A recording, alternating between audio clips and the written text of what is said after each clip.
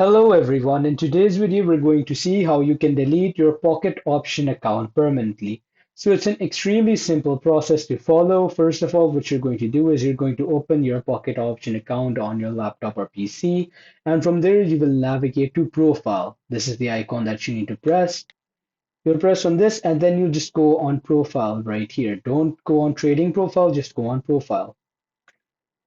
Now, after you're on profile, you'll just have to scroll a bit down, just scroll down, scroll to the end, and here you'll see your delete account option.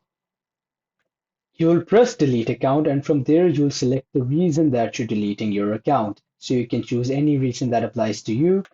These are all the reasons. If you need any other reason apart from this, you can specify it right here. But these are the primary reasons for deleting an account.